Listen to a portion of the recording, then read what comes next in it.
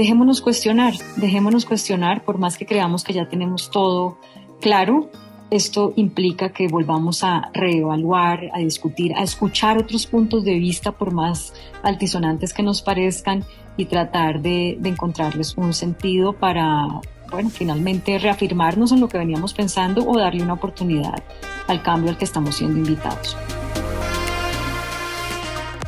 Hola, soy Tatiana Velázquez. Cada semana dirigimos nuestras luces y toda la atención hacia una latina que con su inteligencia, talento y servicio está elevando nuestra comunidad y pavimentando el camino para las que venimos detrás. Ellas son innovadoras, empresarias, científicas, celebridades, pero sobre todo heroínas del día a día. Sus acciones, valentía y dedicación nos dicen en voz alta que como mujeres hacemos la diferencia y hoy pueden ser tus mentoras. Bienvenidas a Latinas Mastermind. Hola a todos, bienvenidos a Latinas Mastermind. El episodio del día de hoy es con Claudia Palacios. Vamos a hablar sobre la equidad de género, la importancia que tiene la equidad de género para las comunidades. Voy a hablar específicamente para Colombia, Latinoamérica y por qué es beneficioso para todos. Estuvimos hablando con Claudia sobre su libro En Brujas. Es el último libro que además se ganó el Premio Nacional de Periodismo CPB, que es el Círculo de Periodistas de Bogotá, en el año 2020. Y vamos a hacer un recorrido sobre las motivaciones de Claudia para escribir el libro, sobre su experiencia sobre el tema de la equidad de género. Ella tiene una maestría de la Universidad de los Andes sobre el tema de género y vamos a hablar sobre las enseñanzas que cada una de estas mujeres, no todas, pero digamos en general, le dejaron a Claudia y que ella hoy va a compartir con nosotras aquí en Latinas Mastermind. Un recordatorio, este episodio es recomendado para hombres y mujeres. No porque vamos a hablar de equidad de género, es solo para mujeres.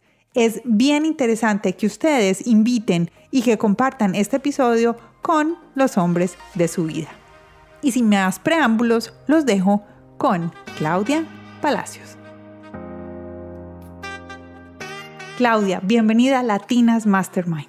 Hola Tati, qué gusto saludarte y saludar a toda la gente que nos está escuchando. Muchas gracias por invitarme y muchas gracias por crear este espacio tan importante para las mujeres. Gracias a ti, además porque mira, cuando yo empecé mi podcast de Latinas Mastermind, digamos con un propósito y era abrir un espacio de comunicación, de hablar con mujeres que se están destacando en el mundo con sus carreras, con sus propósitos, con su profesionalismo, en el área en que se encuentren, en que se están destacando, pero que muchas veces no había un lugar donde podíamos encontrar a estas mujeres con todos sus logros y todos los aportes que estaban haciendo. Cuando encontré tu libro, yo dije, este es mi podcast en un libro.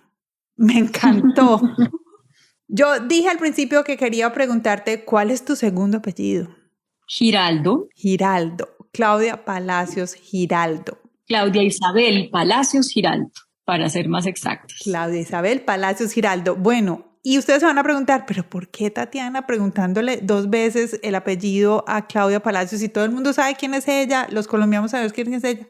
Les voy a decir por qué. Porque Claudia en su libro le hizo un homenaje a las madres de todas estas mujeres que ella entrevistó poniendo los 2 apellidos de cada una. Y eso me recuerda a mi mamá que siempre me decía, usted es hija solo de su papá, entonces siempre ponga su segundo apellido. Entonces, por eso estamos preguntándole a Claudia Palacios Giraldo, Claudia Isabel Palacios Giraldo, ¿cuál es tu segundo apellido? Claudia, cuéntanos quién eres tú, pues los que estamos en Colombia, los colombianos, así vivimos en el exterior y muchas personas latinos que vivimos en el exterior te conocemos. Has tenido una carrera, digamos, muy reconocida en los medios de comunicación. CNN en español fue una de las grandes plataformas a nivel internacional para ti, pero hay muchas personas que aún no te conocen y que están entrando en este mundo. Vamos a contarles quién eres tú. Yo soy periodista, tengo 43 años, alrededor de 23 en el mundo del periodismo, es decir, me gradué hace 23 años. Nací en Cali, pero siempre viví en Palmira, entonces soy, digamos, caleño-palmireña. A los 15 años me vine a vivir a Bogotá. Yo terminé el colegio a esa edad y me vine a estudiar comunicación social y periodismo a la Javeriana. Y pues terminando la carrera entré a hacer prácticas al noticiero CMI y ahí ya digamos, quedé en el mundo de la televisión y de los medios. Y luego me hicieron una oferta en CNN en español. En el año 2004 me fui a vivir a Atlanta. Ahí estuve 8 años y decidí regresar a Colombia. Y bueno, aquí he trabajado también, he seguido trabajando en cosas que me gustan mucho, en radio, que nunca había hecho antes pues, de regresar a Colombia. Ahora escribo una columna en el periódico El Tiempo, que es quincenal. He sido directora de noticias, reportera, productora, presentadora, que es por lo que seguramente la gente más me reconoce. Y llevo 3 libros publicados. El más reciente de estos, como tú decías, se llama Embrujas. Es una palabra inventada, que es una combinación entre la palabra hembra y la palabra bruja. Y el subtítulo es Muchas voces de una lucha en la que faltan hombres. Ese es como el resumen. Bueno, tengo un hijo que tiene 20 años, estoy casada desde hace 2 años. Con el papá de mi hijo, pues me divorcié hace muchos años. Y bueno, rehice mi vida y hace 2 años decidí casarme. Y pensé que nunca iba a tener un perro y ahora tengo un perro que han podido oír por ahí. Y bueno, ese es el resumen. Gracias por compartirnos todo eso. ¿Cuál es el nombre de tus otros 2 libros? El primero se llama Te vas o te quedas, Uh-huh. historias para leer antes de cruzar la frontera. Es un libro que lo empecé a hacer cuando todavía estaba viviendo en Estados Unidos. Son historias de migrantes. Hay 20 historias de fracaso y 10 historias de éxito y lo hice con el propósito de decirles a los futuros migrantes y a potenciales migrantes qué es todo lo que deben tener en cuenta para que esa experiencia migratoria sea tan exitosa como se le están imaginando. Porque mientras yo vivía en Estados Unidos vi con mucha tristeza cómo había vidas muy frustradas por cuenta de haber asumido la migración como una cosa en la que el mayor reto era pasar la frontera legal o ilegalmente, o sea, conseguir una visa y conseguir la plata para el pasaje en avión o conseguir cómo cruzarla ilegalmente. Y resulta que la gente no se pone a pensar que después de eso es que viene realmente pues todo lo que es muy, muy retador en todos los niveles. Y entonces, pensando en esos futuros migrantes que ven ese sueño americano como una cosa tan cinematográfica y en ayudarles a que sus experiencias fueran realmente buenas, escribí ese libro. Luego escribí Perdonar lo imperdonable, que son historias de víctimas y victimarios del conflicto armado colombiano que pudieron reconciliarse y rehacer sus vidas en el sentido amplio de lo que significa reconciliarse, que no siempre y de hecho casi nunca es como que el victimario y la víctima se abrazan, se besan y se vuelven amigos. Eso no es lo que suele pasar, pero eso no quiere decir que no haya reconciliación. Y las víctimas y también muchos exvictimarios nos enseñan con sus ejemplos y sus historias de vida que hay un mundo enorme de posibilidades a explorar en las emociones humanas y en la capacidad de resiliencia para superar las dificultades más terribles y las tragedias más espantosas, y cómo a partir de eso no solamente se sanan ellos, sino que proyectan paz a sus comunidades, a sus familias, a sus entornos. Y el tercero pues es Embrujas, que es un libro de entrevistas a 80 mujeres que hablan de lo que han vivido por el hecho de ser mujeres. Bueno, ¿y qué te motivó? ¿Cuál fue tu objetivo, tu propósito para escribir este libro? Porque veo que los otros 2, digamos, son temas un poco más políticos, un poco más, bueno, no voy a decir de actualidad, porque de todas maneras el feminismo, estamos pasando por unos tiempos en los que el feminismo y esa igualdad de género, digamos, está muy relevante en este momento, pero es distinto. ¿Qué te motivó a escribir este libro?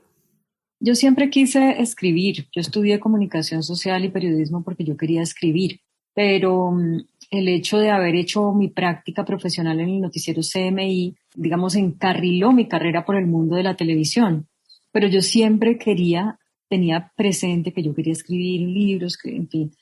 Y cuando ya llegó un momento en que esa voz interna que uno tiene y que todo el tiempo me está diciendo, bueno, sea coherente, no deje sus sueños a un lado, por más reconocimiento y carrera exitosa que usted tenga, usted sabe que lo que usted quiere en el fondo es escribir, pues no espere más.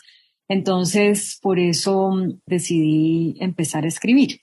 Y por eso, pues los libros de los que ya te hablé, que si bien son libros que se enmarcan en una coyuntura, pero fíjate que el tema migratorio pues es un tema de todos los tiempos, no es un tema solamente de ese momento en que yo escribí el libro, cada rato hay nuevas No, coyunturas. y ahora más. El tema del conflicto, o más bien de la paz y la reconciliación, que es lo que yo trato en mi libro, desafortunadamente no es un tema coyuntural, es un tema, imagínate, este país lleva muchas décadas enfrentando el reto de la paz. Entonces, mi abordaje no es político, mi abordaje es desde las historias de vida, desde cómo a través de esas historias poder generar herramientas para que otras personas pensemos y evaluemos nuestras posiciones y nuestras acciones. Con respecto a Embrujas, yo lo que quería era hacer un aporte desde lo que yo sé hacer, que es periodismo, a toda esta nueva ola que hay respecto a la búsqueda de la equidad de género. Estamos en lo que se llama la cuarta ola del feminismo. Y entonces yo primero, antes de hacer el libro, ya estaba, digamos que hablando e investigando mucho estos temas, porque yo tengo una columna en el periódico El Tiempo desde hace aproximadamente 3 años. Y cuando yo empecé a escribir, decidí que la iba a hacer sobre temas, en ese momento dije sobre temas de mujeres. Uh-huh. Hoy tengo que corregir y decir que no, estos no son temas de mujeres, estos son temas que le conciernen a toda la sociedad y a todos los géneros. Pero en ese momento yo lo pensé así. Y cuando empecé a escribir esas columnas, me acuerdo que para las 2 primeras columnas, para cada una leí un libro entero, porque me sentía un poco como pisando huevos, ¿no? O sea, que era muy consciente de que en este tema había ya mucho conocimiento desarrollado, muchas mujeres muy importantes, investigadoras, muy fuertes en el activismo, y yo no quería como pasar por encima de ellas simplemente porque yo soy Claudia Palacios y me conoce mucha gente, entonces pretender decir lo que ya estaba dicho o algo por el estilo. Entonces, muy rápidamente entendí que yo tenía que prepararme y por eso empecé a estudiar la maestría en género en la Universidad de los Andes. Uh-huh. Paralelamente dije, bueno, ya voy a hacer mi tercer libro y lo quiero hacer sobre este tema. Y entonces, después de hacer varias entrevistas de preparatorias, no para el libro, sino como de escuchar a mujeres que habían estado en esto mucho tiempo y demás, decidí que el aporte que yo podía hacer desde mi experticia, que es el periodismo, era un libro de entrevistas con mujeres actuales, porque si tú entras a una librería hoy en día en Colombia, vas a encontrar libros sobre feminismo tipo Simone de Beauvoir, Virginia Woolf, pues estas mujeres insignes, ¿no? Del feminismo en el mundo, o libros de mujeres muy importantes como Michelle Obama, como Sheryl Sandberg, como Melinda Gates, pero no había libros de referentes colombianas de la actualidad. Había libros de Policarpa Salabarrieta y mujeres pues, de la historia de Colombia, pero no sobre mujeres de la actualidad. Entonces yo dije, eso yo lo puedo hacer. Yo puedo hablar con mujeres de la actualidad para que hablemos de eso que nos parece que viene con el paquete de ser mujeres, pero que en realidad no deberíamos aceptar eso, porque hay muchas cosas que asumimos como mujeres con el orgullo de que somos superwoman, pero en realidad lo que eso evidencia es que estamos en muchos casos multiplicando nuestras jornadas, sacrificando el tiempo para nosotras, el tiempo libre, o para crear más, o para ganar más, o sencillamente para descansar. Entonces, yo quería que las mujeres habláramos de lo que nos pasa por ser mujeres, para como poner sobre la mesa un montón de situaciones y a partir de ahí darnos cuenta de que hay cosas que no debemos vivir, que no debemos tolerar y que tenemos que cambiar. ¿Qué fue eso que encontraste durante la elaboración de este libro, todas las entrevistas, que te llevó a escribir en el prólogo del libro que este libro era el libro que a ti te hubiera gustado encontrar cuando tenías 15 años? Tati, uno cuando tiene 15 años, y yo invito a todas las personas que nos están oyendo y a ti también, a devolvernos a esa edad. Uno tiene como esas ganas de comerse el mundo. Yo invito a la gente a que piense, yo era una niña prácticamente del campo. Yo vivía en Palmira, mis papás se divorciaron por una situación de violencia doméstica y mi mamá nos llevó a vivir a zona rural, que era donde ella tenía un lote de tierra y dijo, pues allá yo construí una casa para poder meter estos 4 hijos y yo. Y entonces ahí no había transporte público organizado, no había teléfono, la carretera no estaba pavimentada. Bueno, hoy en día no es así, pero en esa época era como muy lejano incluso de la propia zona urbana de Palmira, ¿no? Y yo era una niña llena de sueños, con ganas de estudiar, o sea, de ser periodista, de salir adelante. Y entonces uno a sus 15 años tiene como toda esa energía ahí represada, esas esperanzas, esos sueños, esas ambiciones, pero tiene todavía muy poquitas herramientas para manejar las situaciones que se presentan en la búsqueda de todas esas metas, en el camino hacia lograr todas esas metas. Y una de las cosas que creo que nos suele pasar, o a las mujeres de mi generación, pero yo pensaría que todavía pasa a muchas niñas, es que recibimos desde que somos muy chiquitas el mensaje o un bombardeo de mensajes que nos hacen, tal vez en algunos casos, tener una visión errada, innecesaria, de cómo nosotras podemos enfrentar las situaciones que se nos presentan en ese camino para salir adelante. ¿Podemos decir limitante? Yo lo veo de la siguiente manera. ¿A qué me estoy refiriendo? Me refiero a que uno desde muy chiquita recibe la cosa de, para una mujer es muy importante ser bonita. Y pues el concepto de belleza está muy limitado, ¿no? Belleza es solamente la que esté, no sé, flaca, tenga tales medidas, o tenga el busto así, o tenga el pelo asado, etcétera. Entonces, uno tiene como ese mandato, y ese mandato es muy, por un lado creo que es distractor, y por el otro lado también es una presión muy fuerte, pues de lograr unos estándares que no necesariamente todas las mujeres y todas las razas pueden lograr, ¿no? Por un lado. Sí. Pero por el otro lado también recibimos de muchas maneras un bombardeo de información que nos hacen tácitamente entender que uno debe agradar a los demás. O sea, si quiero que me vaya bien, pues entonces agrado, ¿cierto? A uno no, o al menos a mí, no me enseñaron a decir que yo podía decir no. Y no era que mi mamá no me decía no diga no, sino que tal vez se le olvidó enseñarme ese pedacito.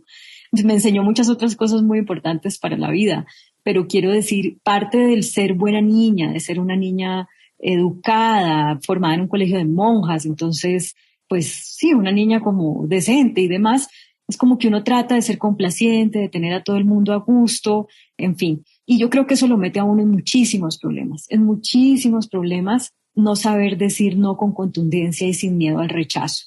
Creer que uno tiene que complacer, creer que uno tiene que quedar bien con todo el mundo, creer que uno siempre tiene que sonreír.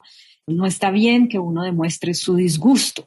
Entonces, por eso yo hubiera querido a esa edad tener un libro como este, porque cuando uno lee las historias de las mujeres de Embrujas se da cuenta de que no se trata tampoco de ser una patana, ni de ser una mala leche, ni de ser una maleducada, ni nada de eso, sino se trata de tener un carácter, de formar un criterio y de entender que ser mujer no significa ser un elemento de agradar, ¿no? Ni con la apariencia, ni con los modales, ni con las decisiones, ¿no? Que uno tiene derecho a que haya cosas que no le gusten y las puede decir en la cara de la gente y la gente lo tiene que respetar, porque uno a esa edad tiene criterio para definir qué le gusta y qué no le gusta.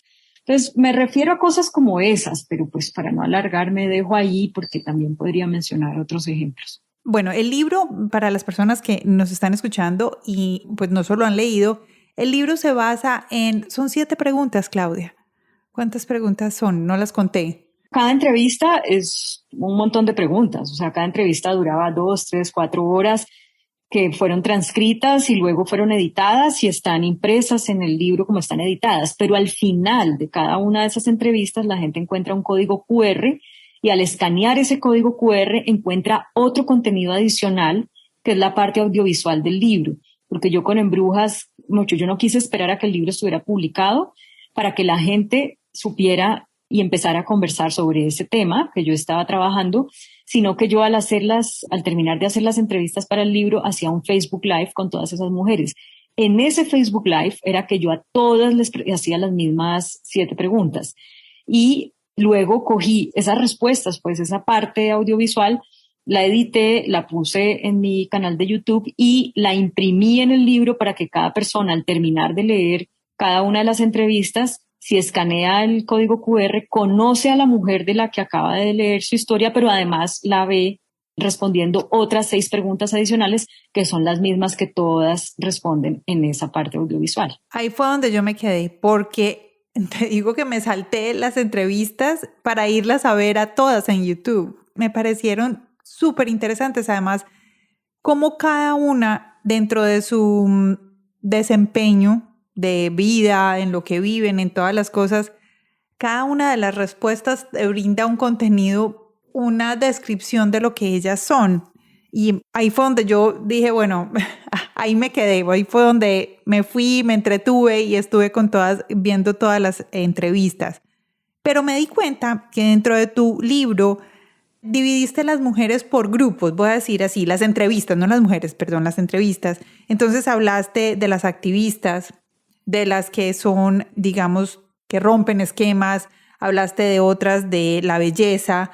¿Por qué las dividiste en estas características? O los capítulos, ¿por qué los dividiste así? ¿Tiene algún tema en específico cada uno o fue que a medida que hacía las entrevistas, unas se fueron más por unos caminos que otros?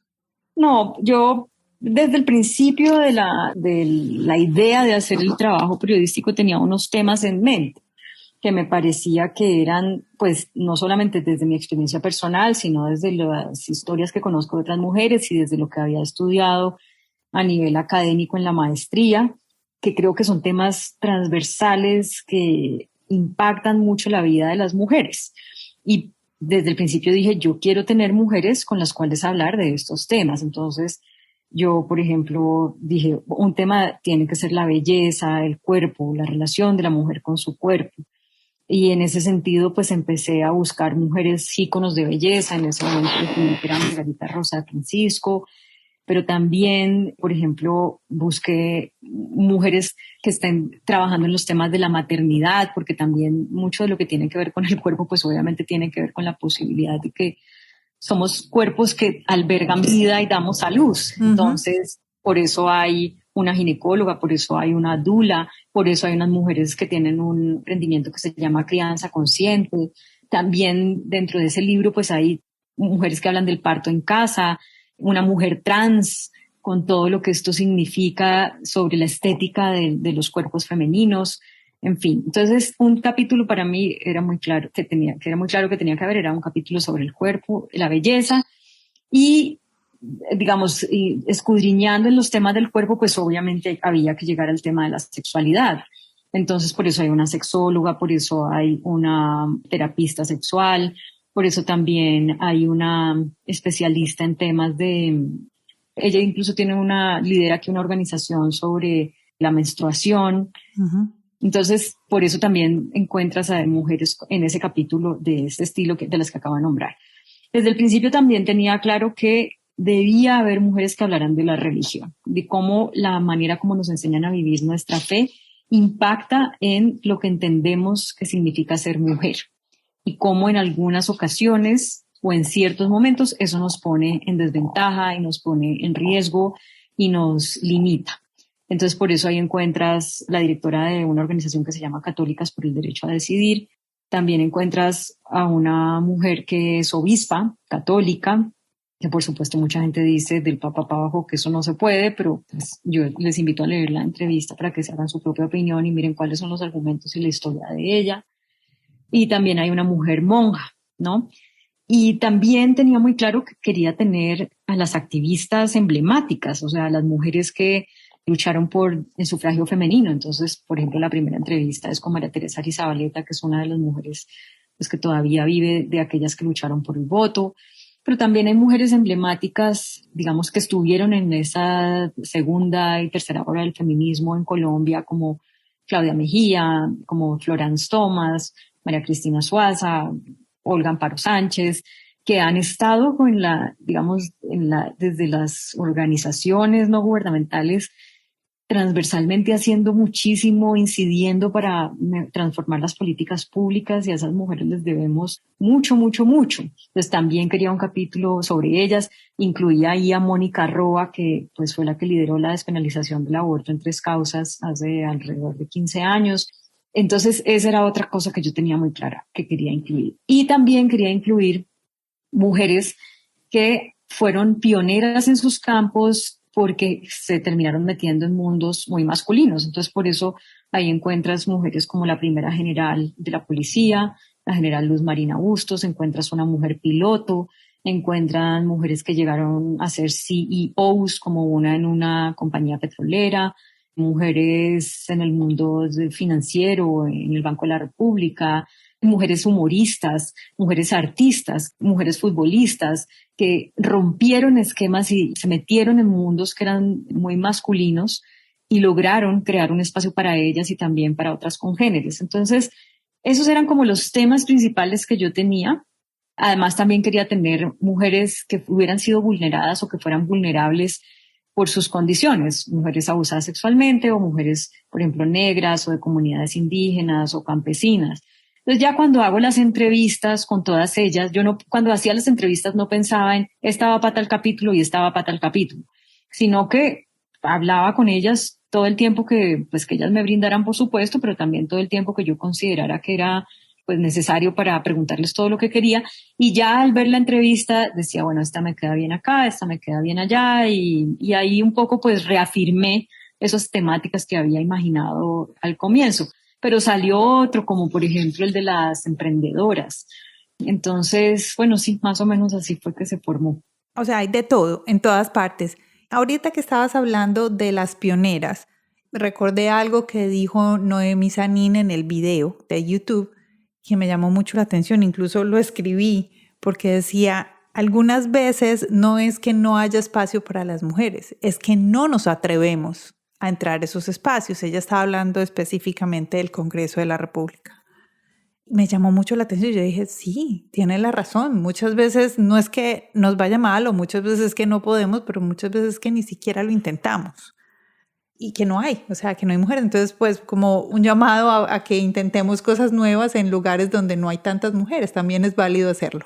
Pues mira, sobre eso, por supuesto que, mira, una de las cosas que yo siempre digo en las conferencias que doy sobre equidad de género es, nosotros tenemos muchos elementos para hacernos un diagnóstico. Esto está sobrediagnosticado, o sea, hace muchos años el mundo sabe y cada vez se refuerza más que el mundo sería mejor si las mujeres pudiéramos vivir en el mundo en condiciones de equidad con respecto a los hombres, tanto el mundo laboral como eso impactaría muy positivamente en el mejoramiento del Producto Interno Bruto, 35% dice el Fondo Monetario Internacional, que las empresas serían 20% más rentables si las mujeres tuvieran más mujeres en posiciones de liderazgo, dice la Organización Internacional del Trabajo, y en fin, uno encuentra cifras y cifras y cifras. O sea, hay un diagnóstico, un sobrediagnóstico, pero yo lo que digo es, esto no debe servirnos a las mujeres como excusa para no hacer lo que genuinamente queremos hacer. Más bien debe servirnos como motor y como herramientas para ver cómo entonces nos abrimos camino y cómo aprovechamos los caminos que otras ya han abierto. Pero eso tampoco quiere decir que esta sea una responsabilidad exclusivamente de las mujeres. Es decir, que uno diga, bueno, si queremos que haya más mujeres en política, entonces pues láncense, mijitas, porque si no se lanzan, pues entonces de mala. No creo que ese tampoco sea el abordaje adecuado, porque también hay otros actores que son muy claves en cada uno de los ámbitos. La política, por ejemplo, los partidos políticos tienen que tener un compromiso mucho más claro en incluir mujeres en sus listas. Fíjate que hasta finales del año pasado se aprobó por fin una ley de la paridad y antes había una de 30%, pero no se completaba el 30% siquiera. Entonces, cada uno de los actores tiene que hacer su parte. Por supuesto que las mujeres debemos trabajar en perderle las que tienen miedo, porque no es el caso de todas. Hay muchas que sí quieren, pero hay tantas talanqueras que no lo han podido hacer. Pero las que tienen miedo de decir, oiga, no, sí lo puedo hacer, ¿miedo de qué? Vamos a hacerlo, me voy a unir con otras, voy a, digamos, a empoderarme, que es como la palabra que más se usa para atreverme y me voy a preparar y en fin. Pero también hay que exigirles a los partidos políticos, también hay que crear cultura ciudadana, porque cuando uno ve el debate público sobre candidaturas de mujeres respecto a candidaturas de hombres, y lo decía la misma Noemi Sanín en la entrevista, no sé si en la audiovisual o en la escrita, ya no recuerdo, por qué a las mujeres todavía les preguntan por que entonces quién va a cuidar a sus hijos, o que entonces sale una mujer y echa un discurso, pero entonces tienen que hablar necesariamente de cómo era su peinado, de cómo era su vestido, con lo cual le imprimen una cierta frivolidad o le bajan un poco la caña a la seriedad de su discurso o a la trascendencia de su discurso, mientras que con un hombre el debate público no se va por esos lados. Entonces, de alguna manera, la forma como la sociedad ve a las mujeres, los ciudadanos de a pie, todavía es una limitante para que culturalmente se reciba bien el liderazgo de una mujer, por ejemplo, en política. Entonces no es como, listo, mujeres, atrevámonos y ya. No, es un trabajo que hay que hacer a la par desde diferentes sectores. ¿Cómo les ha parecido? Este libro de Claudia es demasiado interesante. Y yo lo que hice fue que les dejé aquí en las notas del programa, en la parte de abajo, el link derecho para que vayan y compren el libro en papel o en digital en Amazon para que ustedes puedan ir y comprarlo directamente. Vayan a las notas del programa para que puedan adquirir allí el libro de Claudia y conocer muchísimo más sobre estas historias maravillosas de 83 mujeres que con toda su labor, igual como hacemos aquí en Latinas Mastermind, están marcando la diferencia. Continuemos con Claudia Palacio. ¿Cómo podemos involucrar a los hombres en esta lucha? Pues, bueno, yo primero, aunque el subtítulo del libro es Muchas voces de una lucha en la que faltan hombres, yo siempre prefiero hacer la precisión de que esto no debemos verlo como una lucha, porque desafortunadamente los temas de equidad de género que hasta ahora los ha abanderado el movimiento feminista están investidos de una cierta pugnacidad, porque las mujeres que los han abanderado pues han sido mujeres que han tenido que mostrar muchísimo su carácter para poder sacar adelante todo lo que han sacado. Desde el voto femenino en adelante han sido muchísimas cosas. Entonces, por cuenta de ese carácter, de esa fuerza, de esas mujeres que han abierto camino para nosotras, pues se ha simplificado la manera como se ve esta búsqueda de la equidad de género y para muchos resulta más fácil concluir que es una cosa de mujeres histéricas, bravísimas, que odian a los hombres, que no les gusta la familia, que quieren acabar con la sociedad, con el sistema de la familia y demás. Y ya, y muchas personas se quedan con esa idea y opinan y ponen trinos y dan discusiones sin realmente formarse, educarse, enterarse y leer sobre lo que esto se trata. Entonces, la primera invitación a los hombres o el primer argumento para invitar a los hombres es que esto es algo que nos conviene a todos. Esto no es un tema de mujeres, esto se llama equidad de género y por ende es un contrasentido pensar que solamente un género va a poder llegar a algo que se llame equidad. Si queremos algo que sea equitativo, pues requiere la participación de todos los géneros, no solamente el masculino y el femenino, sino de la población LGTBI y demás.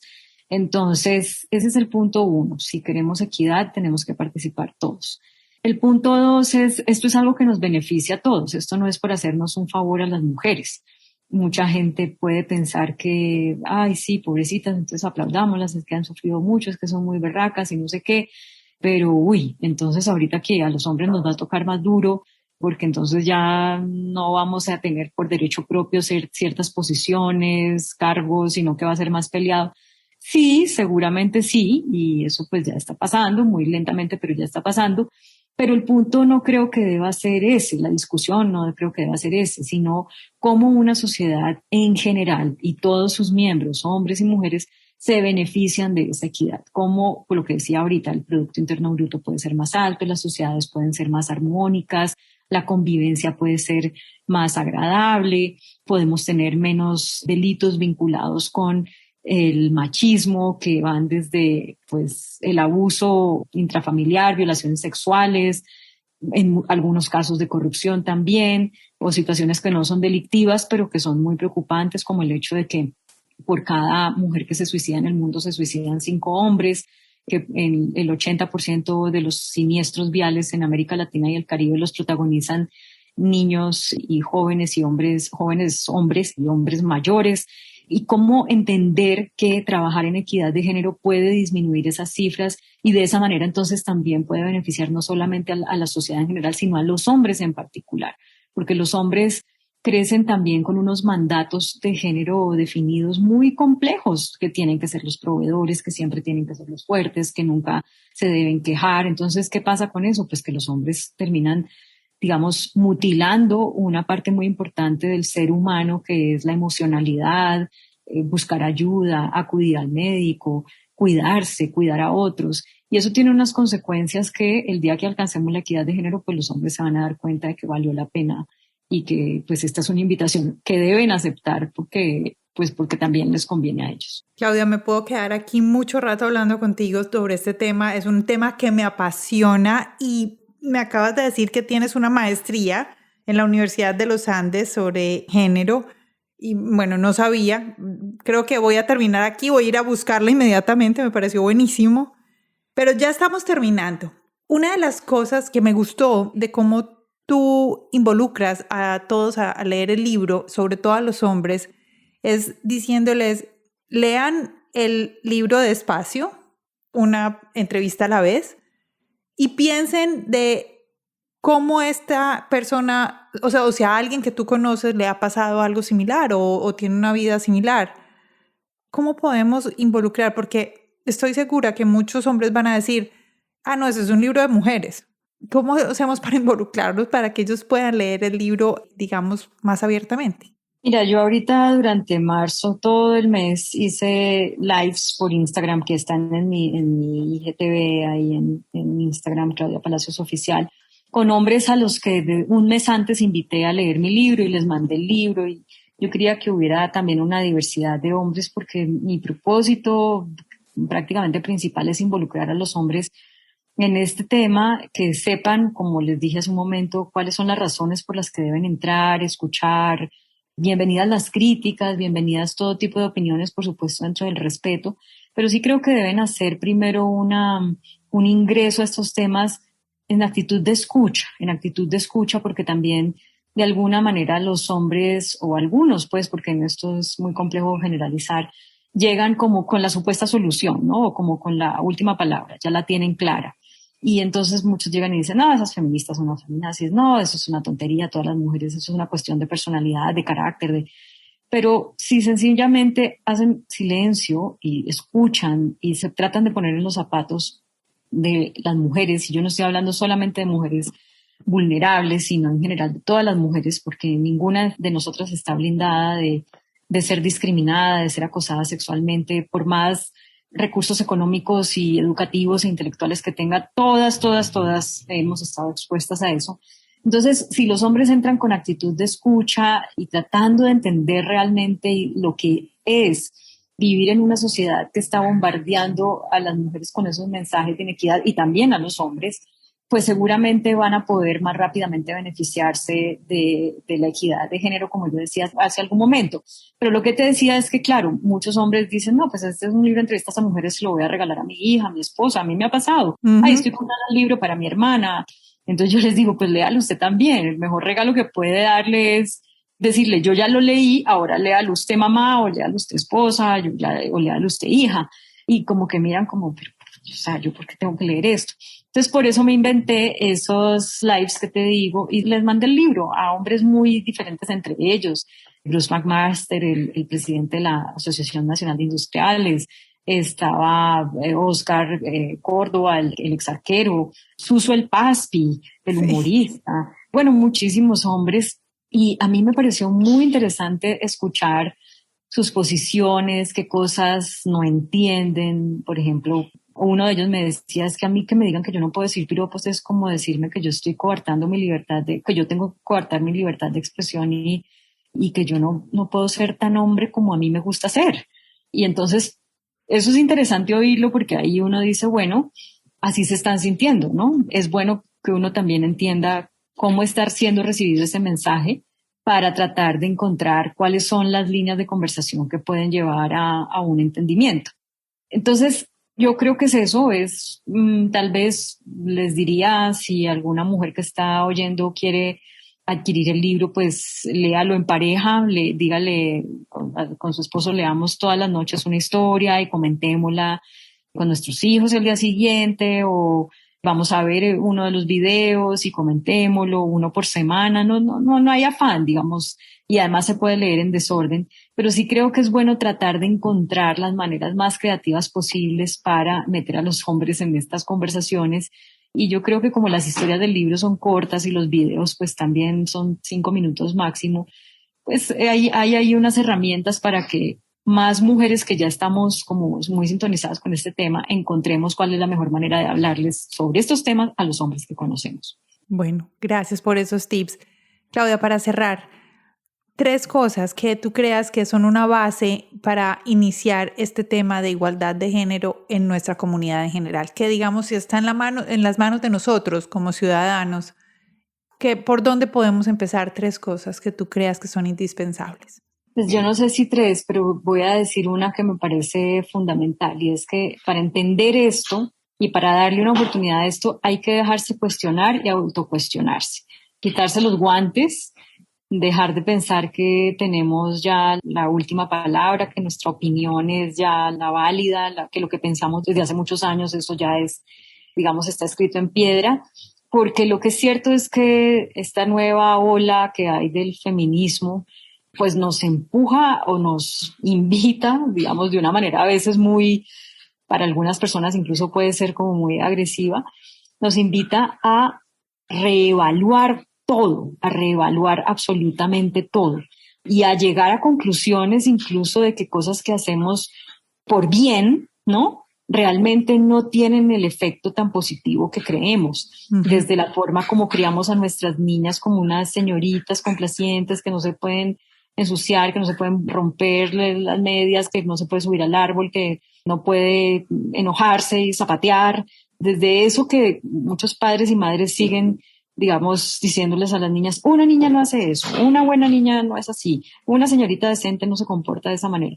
Lo estamos diciendo por bien, pero si nos dejamos cuestionar, que es mi invitación, seguramente encontramos que eso tiene un impacto negativo en la vida de esa niña cuando se vuelva una mujer y en su crecimiento, que la puede llevar a ser víctima de discriminación por parte de su pareja, que la puede llevar a ser víctima de acoso sexual, que la puede llevar a autolimitarse en desarrollar todo su potencial, que la puede llevar a tener inseguridades. Y así con muchos otros temas. Entonces, dejémonos cuestionar, por más que creamos que ya tenemos todo claro. Esto implica que volvamos a reevaluar, a discutir, a escuchar otros puntos de vista, por más altisonantes que nos parezcan, y tratar de encontrarles un sentido para, bueno, finalmente reafirmarnos en lo que veníamos pensando o darle una oportunidad al cambio al que estamos siendo invitados. Sí. Me hiciste acordar de algo. Yo fui madre, foster mom, por varios años. Y una de las niñas, la única niña que tuve, todos fueron niños, la única niña que estuvo con nosotros, era la única niña en un grupo familiar de 10 hermanos hombres, ella era la única niña. Entonces le encantaba jugar y subirse al árbol y todo, y muchas veces ella escuchaba esto, no te subas, no ves allá, y siempre ella preguntaba, ¿pero por qué? ¿Pero por qué? Entonces ahora que estás diciendo eso, digo, evalúa ese pero por qué de los niños, porque ellos no ven esa barrera, ellos nacen con eso, de que todo es posible para los dos grupos. Sí, pero la sociedad muy rápidamente con ese tipo de cosas que hacemos, no por mal, sino porque así nos enseñaron y lo vamos replicando sin cuestionarlo, muy rápidamente les mostramos que hay unas diferencias que en realidad no deberíamos, que no existen, o sea, que no existen genéticamente, que no existen biológicamente. Hay unas diferencias que sí son biológicas, por supuesto. El hecho de que las mujeres, pues nuestro cuerpo es el que alberga el feto, por ejemplo, pues por supuesto, que es un cuerpo que menstrua, además, pues por supuesto que eso crea unas diferencias biológicas, pero que no tienen nada que ver con que una mujer pueda llegar a ser comandante de un ejército o CEO de una compañía o no, ¿no? Entonces es como poderles transmitir a nuestros hijos los valores que queremos transmitirles sin que eso implique que les estamos mostrando unas diferencias, les estamos creando unas diferencias que no existen entre los hombres y las mujeres. Si tú lees la última entrevista del libro, es una entrevista a niñas de 12 años, son las más jóvenes, y una de las cosas que a mí más me llama la atención, y está también en el video, es que una de ellas comentó que cuando tenía 9 años, en una clase de básquetbol, los niños no le pasaban la pelota y ella decía, pero pásamela que yo también quiero jugar. Y los niños le decían que no. Y ella, pero ¿por qué? Y la respuesta de los niños era, pues porque tú eres niña. Y tenían 9 años. Entonces tú imagínate que una persona a los 9 años ya ha recibido suficiente información como para dar eso como un argumento, como si de verdad lo fuera. Eso no es un argumento para no pasarle la pelota a otra persona, el hecho de ser niña, pues. Pero ya para esa edad, a esos niños habían recibido información seguramente en sus casas, en los medios, en qué sé yo, en las novelas, en lo que fuera, que le daba, le parecía lógico responder así. Entonces, eso tenemos que cuidarlo mucho porque así en nuestras casas hagamos el esfuerzo de autocuestionarnos y reevaluar muchos de nuestros comportamientos. La sociedad nos bombardea a través de las canciones, a través de lo que los niños consumen por internet, de esos mensajes machistas que crean esas diferencias ficticias que luego tienen un impacto gravísimo en las mujeres y en la vida de la sociedad en general. Bueno, hay mucho para aprender de acá. Claudia, ¿dónde las personas pueden comprar el libro?